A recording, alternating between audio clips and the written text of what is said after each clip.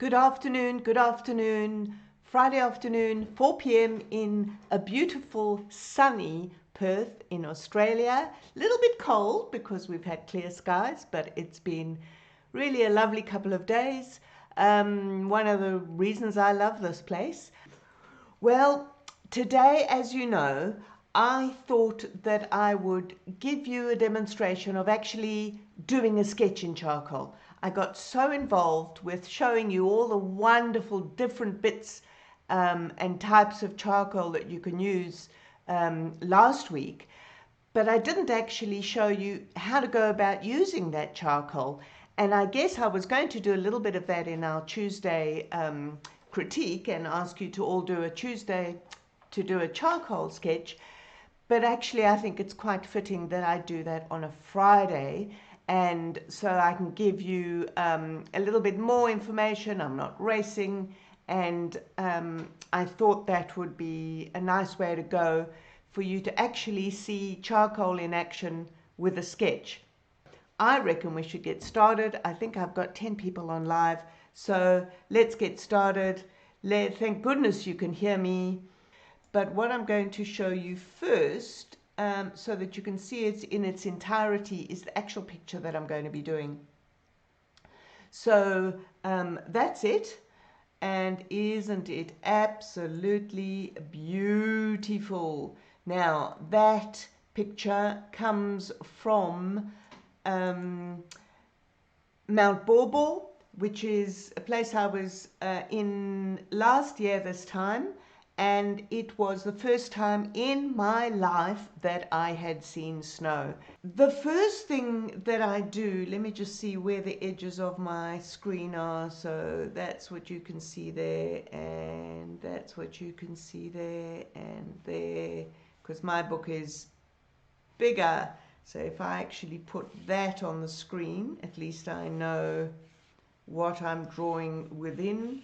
And that corner I can move out the way when I need to.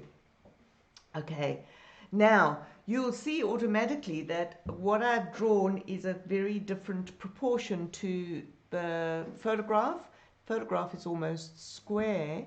I'm not going to be too worried about proportions and that sort of thing, although I do obviously want to get something that looks real, but I might actually... Oh, there goes my dog. There you go.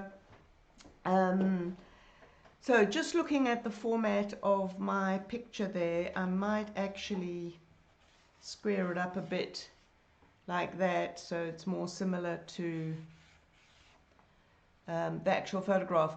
Now, charcoal is actually suited more to larger work. So this is quite a small sketch as sketches go, as charcoal sketches go. And you can see with me mucking around, I'm actually not that worried about it. So I know that lots of people are scared to put marks on their paper, and because they've got to rub them out and they're wrong and that sort of thing. I don't have that attitude to my work. And maybe because I work with mixed media a lot, but I try not to be precious about my work. So when I start, I don't draw with pencil, and you will have noticed why if you'd watched the last video on charcoal. So if you haven't watched my last week's video, I highly recommend that you do. So what I'm actually doing is blocking in my design, and I'm trying to put in large shapes of tone. So I've decided, if I look at that photograph, this snowdrift is about a third.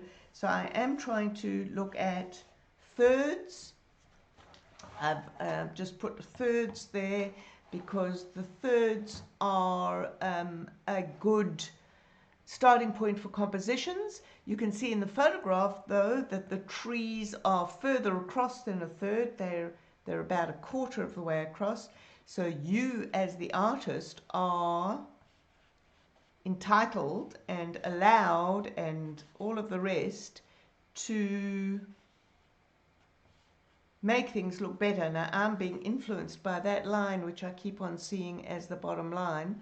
So maybe I'm just going to keep it in so that my snowdrift is on that third line there, and my tree and the space of the road coming through is also on that third line. So I am very gently putting in where my main subjects are.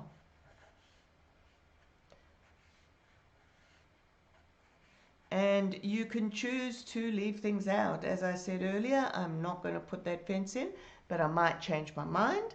But it is not my plan to. So I am very gently putting in information. And there's a road coming to an end there. There's very, very soft tone in the background. If we talk about my three tones, major tones, which is my lightest light, which is the paper, my darkest dark, I need to explore where my darkest dark is, and we're working with a snow picture, so we're not going to have a lot of dark, but for me those main darks are those beautiful sharp edges of the trees. And you can see that that main dark is now on that third as well, so that's working beautifully as a composition. And there's another dark there. So there's a few subtle, is there such a thing as a subtle dark? Now, there's a little bit of a dark here, which may or may not work in the composition. So that's not a very big dark to be putting in. But you can see that I have sketched in a semblance of what my sketch is going to look like. So my lightest light is going to be this road and the little bit of sky there. I can choose, actually those bits of foliage are quite dark, but I'm not so sure that they're going to work in the composition, I must admit. They might be too dark and the composition might look like it's falling over there. So my lightest light is the road. You can see that snow isn't necessarily white. This has got lots of shadow on it. Do you know that I meant to get myself a paper stump to show you how to use that? But you can see that I'm just using my nice grubby fingers. And I'm not really worried about all these lines that I've put in. I'm just working out my tone shapes, okay? Not with a big outline around them, particularly with charcoal. And this would be about a tone 2, and then these trees way into the distance would be slightly darker than this. So I might come back and attack that with my kneadable eraser. But all through here pretty much are or is foliage of those trees. I might just go back. I keep forgetting to look and see who's online or who's left me messages. So I will say, Joyce Mingard, nice to see you. You're the first one, your first time. And we've got Ore, hello, and Jasminka, you think it's beautiful. That's lovely. Okay, so I need to go back to what I'm looking at so that I can see. There you go. Okay, good. I've just noticed now that I've looked at the large picture that there are actually people at the back here. Now, this is a lesson in leaving things out as well, particularly with charcoal. Charcoal is not really useful for detail, for tiny, tiny detail. And having people there at the moment don't interest me in terms of the composition of the painting. So I'm not going to put them in at the moment, or the sketch, not a painting. So you don't need to be religious to the photograph. Okay, so I am putting some more tones in. Those people might be quite nice to put in right at the end if they are looking like we need to give some proportion to these trees and know how big they are. Okay, so at the moment, that's just a smudged idea of what is going on with this photograph. And actually, now that I've enlarged the photograph that I'm looking at, I can see a shape that I really like, which is a little bit of a small rise in that hill. Now that might be a little bit of too much detail at this stage of the game, but I am going to leave that in. So you might remember on last Friday I said that I use my eraser creatively as opposed to remove errors. So I'm going to come back into these snowdrifts and give it a bit of character. So that's on the side of the road, and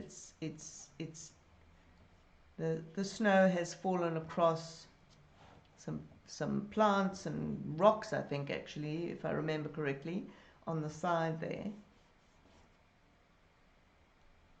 We will be coming back into there, but it is still appearing darker than the white road. And in fact, the white road is not that white here. The whitest part of the white road is right at the tip there where it goes over the edge. And I'm going to bring some light in just to shape those things in the background. Now I know, because I have exactly the same desire to put all these tiny little trees in and tiny little twigs and all of that sort of thing that's going on there. But I know from experience to trust the process, the process that generally works for me, and not put that in yet. If I want to put it in, maybe it'll go in later, but it's definitely not going to go in now. Let's just go back and see any questions. Hi, Deb. Welcome. Leslie, you're having a sneak peek. You'll catch up tomorrow. That's fine. And my dog's barking while she's on my lap even. Okay, where am I? Where am I? Okay, back to my picture. So you can see it's building up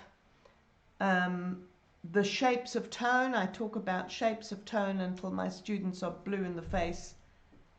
They're blue in the face, not me. But I cannot reiterate that enough. So you can see how I am building in, or not building in, but I am using the eraser to bring back some lights between the branches. I know I haven't put all those thin branches in that you can see. I'm just establishing the overall tonal pattern. That's what I'm doing. Now that's interesting. I need to work out, so that is actually looks like it's part of that fence. I must admit, as I said before, I'm not really fond of the fact that there's a fence there. So I might actually just make it as if there's another level of foliage, so that there is something that has that tone there, because I really like the tone against, if you have a look here, this tone of that. Maybe I'll paint in there like I often do, and you can see what I'm talking about. Let's see if I can do that, if I'm clever enough. So this fence here, I really, really like the fact that that tone, I'll get rid of that drawing in a sec, is darker than the snow that's under it.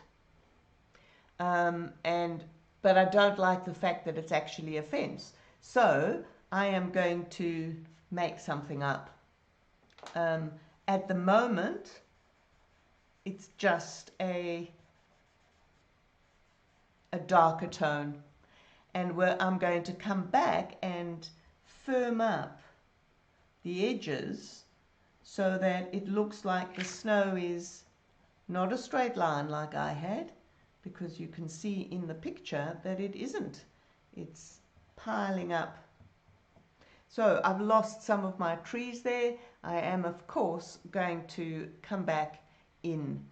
Okay, so I've established some tones here. I'm going to re-establish that. I've got some really dark trees. This is probably the darkest, and that's falling on the third, which is really a lovely compositional device. I'm not sure if I want to put those side trees in. Maybe. Let's try it. So one thing I like about charcoal is the ghosting effect that you get if you rub it back. And it still leaves a suggestion of it. So even if I come back and I go, actually, no, I don't want that tree, there is still a suggestion of it. So it still looks like there's foliage and trees in the background and that sort of thing. So it doesn't worry me. I like the freedom that charcoal gives. Now, what we need to do, or what I need to do here, is to give the... okay, I've just noticed something. I have reduced the number of trees from the photograph. So I thought that, let me show you in the photograph, I've kind of joined up two of the trees. So I've put this tree on the left side and I've put that tree on the third, but this tree hasn't appeared at all. So I'm kind of mixing the two of them together. I didn't notice that I was doing that until now. And you know what? It actually doesn't matter. So you are allowed to change things as long as they look good. Because nobody's going to say, oh no, I'm standing there, I've seen your original picture and you're doing it wrong. Okay? What they're going to see is this end result.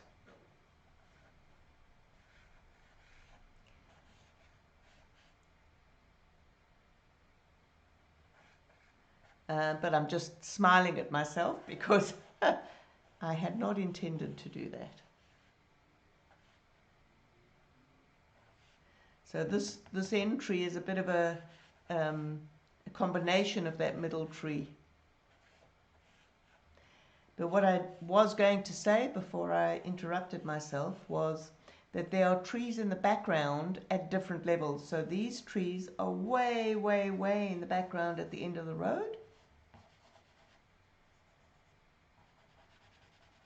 So I'm putting that charcoal down and then I'm rubbing it back. But there are trees here which are halfway between those trees and these front trees. And if you draw them as strongly as you have drawn these front trees, they'll all look like they're coming to the front. And you don't want that. So you do want some soft lines in the background. Can you see what I'm doing with my charcoal? I'm putting it on its edge like that. And for the ones that are too strong, I will I'll do that. I'll knock them back. Now, if you followed my tree video, you will have seen that I suggest putting in the foliage before you put in your trees. So I kind of established the foliage shapes But I agree, I didn't actually put that foliage in. With charcoal, I guess I'm a bit freer because I know that I can smudge the tree back into the foliage if I need to. But it's much more difficult to do that with pencil and paint. I guess you could paint over, but it's often not that easy. So I am still busy. Okay, I love this branch that's going across. It's actually quite soft, so I'm not going to put too thick a line there. At the moment, I am working with willow charcoal. It's my preferred method, although I must admit, if I'm working on a mixed media, which means on my paintings, then the compressed charcoal seems to take better and leave a stronger mark. But I usually come back with compressed charcoal if I want some strong darks, and these have all blended away into nothing. So you will see me use probably the pencils towards the end of this. As usual, I'm not sure that I'm going to complete it, but I certainly do want to get it to a point where it looks like a snow gum picture. At the moment, it could even be a fire-ravaged set of gum trees. Unfortunately, Australia has had it quite tough this year. Some parts of Australia where they were dealing with fires in January and February, and then bang, you know what came after that. So I'm suggesting some structure here. So I don't want to get involved in that fence, but it might look like something man-made there.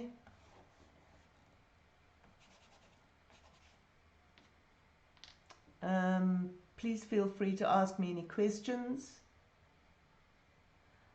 We've got some more people on. Let's have a look. We've got Heather and Sue and David Drew and Rinza and Julia and the Hunter Valley, New South Wales, brilliant, and Heather. Heather logged on to the wrong email, and she thought she was watching she was watching a replay, but now she's joined the live. So welcome. Okay, so what I'm trying to do here, and I'm not sure that I'm succeeding just yet, is to give some shape to those snow drifts. So to actually start giving people information that there's drifts of snow. Now you'll see that the ones towards the bottom of the picture, here towards the bottom, so the closer you come in, they are larger shapes, and as it goes further away they get smaller and sort of more buried into the tones in the back.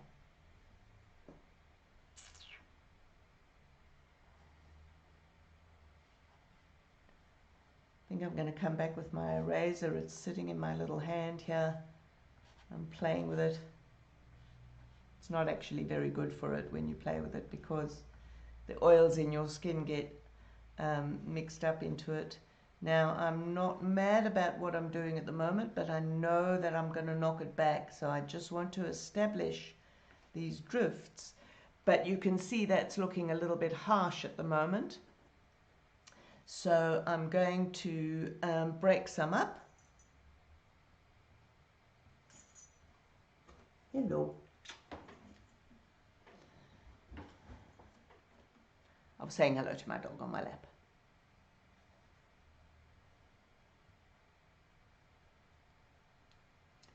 So if you see me half closing my eyes, it's because I'm trying to simplify those shapes, even though a photograph has kind of simplified them a little bit.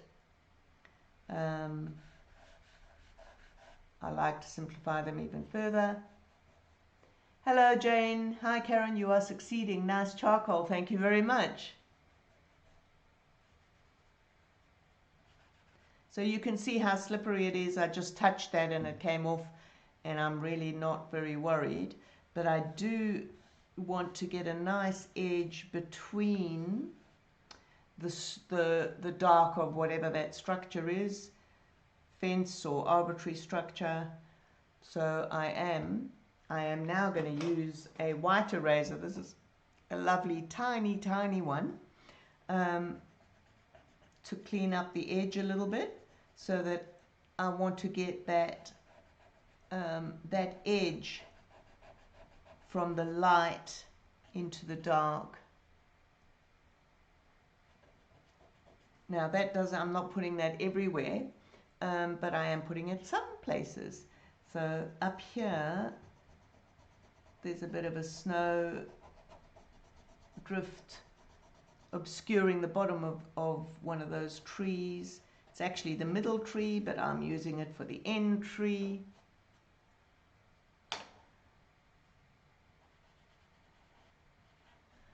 Now I'm not quite sure that that's dark enough, actually. How's that looking? What I also want to show you is how I'm going to deal with the snow in the trees. So you can see that there's snow all along the edges there, and there needs to be a way of indicating that there's snow on these branches.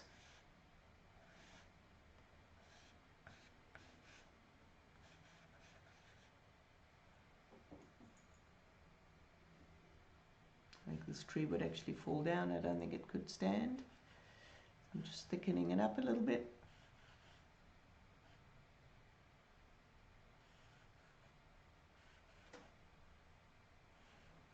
Can you also tell that I'm not putting every single branch in?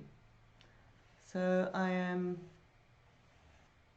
giving a sense of these lovely gums that are coming across, but you don't have to put them all in. And have them go right off the page. Don't have them stopping before you get there. Okay, we've got some in the background there.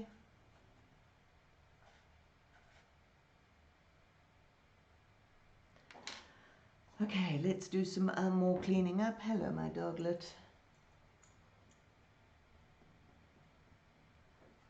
So I'm using just an ordinary white eraser there.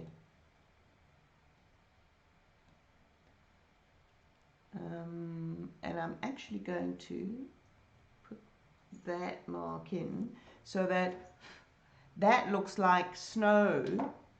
Hopefully it does. I'm looking at my screen to see. So hopefully that mark is starting to look like snow, which is, this is still part of the same tree, but it ends there because there's snow covering that V.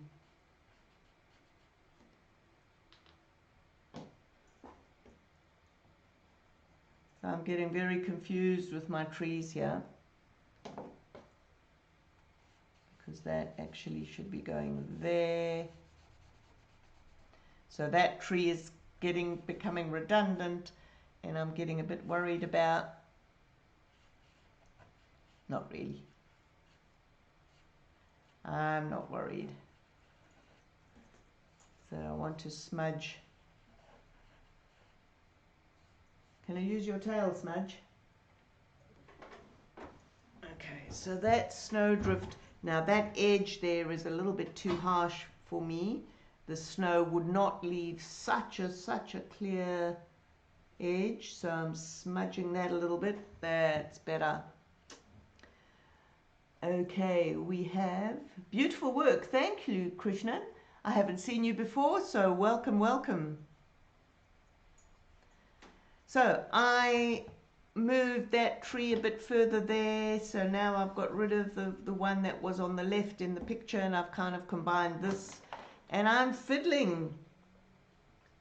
And I shout at my students when they fiddle.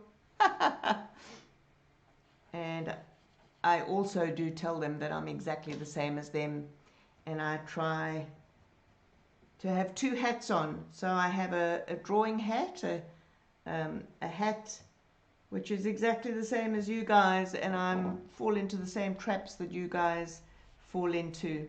And then I have another hat, which is my teacher hat. So I have to use my teacher hat for me.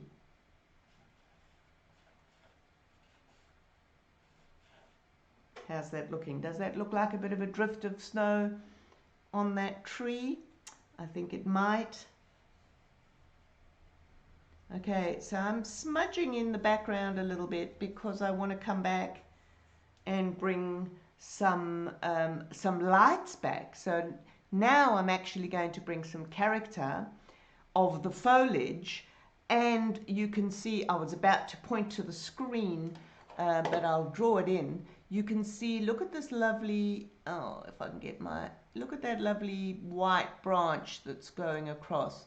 So that branch has been covered with snow, and there's quite a few of these little white branches everywhere, so I'm going to try and put those in. Now I forgot to create a layer that I could just delete to get rid of all those red lines, so I'm going to have to delete them one by one.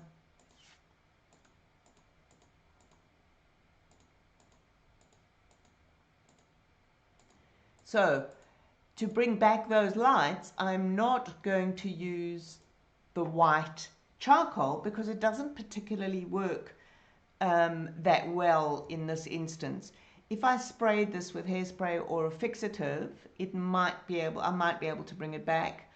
But I am going to mold my... Hello, Trudy. Nice to see somebody new. Thank you, Francis. Nice to know that it's inspiring. Nice to see some new people on. I tried something different today, and I sent out an email at 3:45 to remind people that I was going to be on, and I think it's worked. Okay, so I've put a branch in, but I didn't join it up to a particular tree, so it's just kind of floating away, which is a bit of a worry. But look how gorgeous the effect is. Hello, thanks, Jasminka. I'm sure you can work just as loosely as this. Part of the reason why I can work at this speed is because I pretend that I'm confident and I trust the process. Sometimes my head is saying, oh, I'm pleased that my students can't mind read because, oh, I hope this works, I hope this works. But what I'm actually doing is I'm trusting the process because I've done this a few times before, not this particular scene, but I've done this process many, many times. And so if you are understanding the process, you just have to trust it. Even if your head is saying, oh, no, it's not working, oh, no, it's not working. And sometimes you just have to step back from it. And so I like looking at it at this on the screen there to see what you're viewing, to see what it looks like from a distance, because I'm too wrapped up in it. And right now, being in front of you, I can't get up and take it away somewhere. Okay, so I'm fiddling a little bit here, but what I'm trying to do is to bring a little bit of texture, just subtly. I can't resist those trees at the end of the road there. So these are the last marks that I'm putting in, which is, you can see how far down. I did say that I would probably use a pencil, so I will just show you that. So this is a medium charcoal pencil. And you'll see that it will actually strengthen the darks. So it's not quite as grey as the charcoal. I can be a little bit stronger with it, more forceful with it. Can you see that I'm holding it halfway down the pencil? I'm not holding it there. Okay, I seldom, if ever, hold my pencil, any pencil, even a graphite pencil, so close to the tip. I find it constrains me. It's just not comfortable. So I am putting in character. I am not drawing detail, in my opinion. This is character of the foliage behind. I'm adding in some of the tiny twigs that are going across.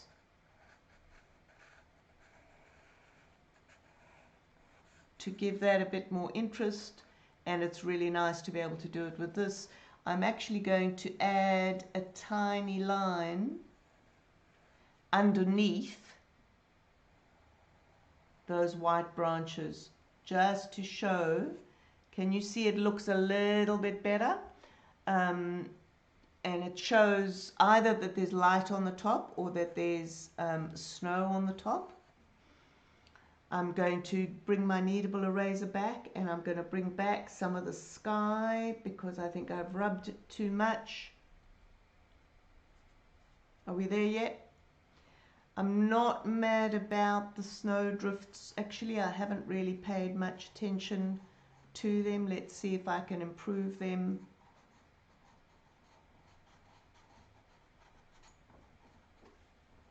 So I'm putting character in the foreground as well now.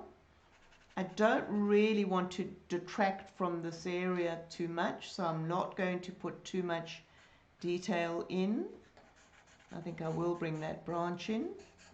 So now you need to look at the overall picture to make decisions about whether the composition is working. And maybe I'll even enhance that edge a little bit with my pencil, because I really like that effect of how the snow sits against whatever that is. And it doesn't really matter what that is.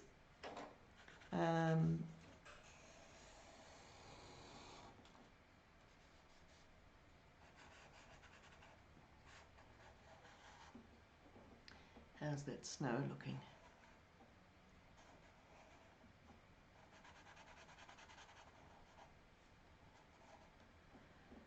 And the snow can come down a bit more.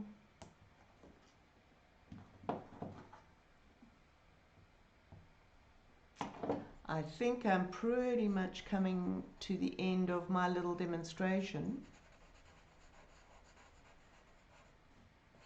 But I am, you can see I'm giving character to the fact that this is not just smudged, it's actually got information that it is trees in the background and foliage in the background. So there's a big, okay, that's getting too thick for me. Trying to put some of these thin things. This is bothering me a little bit.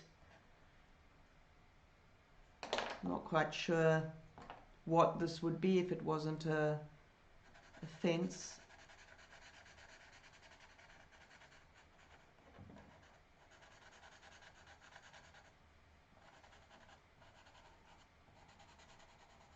Make sure when you're putting this tone in that it goes behind your trees. Don't leave a little light edge between your tree and the shading. Okay? I've lost one of my little, oh, there you are. I think that is done. Let's see if we've got any questions. Just make it takes me a day and a half a day, but it's fun and I'm glad. Yep, spending half a day doing something like this is a great thing to do. But I'll tell you what, challenge yourself to do something like this in half an hour. Don't have an expectation that you're going to finish it necessarily. Have an expectation that you're going to play and you're going to try to finish it. But what that does is it speeds you up so that you don't fiddle too much with it. Now I can see that this picture looks a lot better on your screen than it does in front of me, and I know that my that students, when they work with me, and always when something is directly in front of you like this, you go, oh my God, that's such a mess. But when you step back and the screen has an effect of stepping back, then you go, oh wow, okay, I think I've done a reasonable job. So I'm just doing I'm just fiddling, aren't I? Okay, Sue says, I've never done charcoal. I am an oil, acrylic and watercolorist. Bought a pack of charcoal and charcoal sketch bag, so will be daring myself to start. Yes! And your knowledge of acrylics and watercolor, if you have a knowledge of your shapes of tone, if you know where to put your darks, where to put your lights, and have that lovely balanced play, then you'll be absolutely fine with charcoal, Sue. Savvy says, lovely, effortless working. Thank you, thank you, thank you all. Thank you to my fans. I've thoroughly enjoyed it. I'm actually going to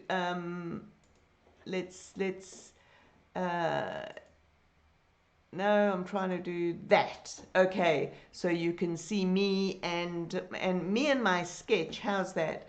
Let's see if I can zoom in a little bit and you can get a bigger effect.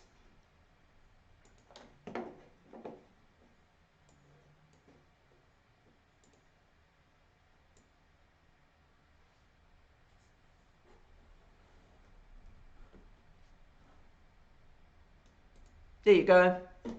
There's me and my drawing. As always, it's been a pleasure talking to you, and I have something to announce. Hello, Deb, I've just noticed you there.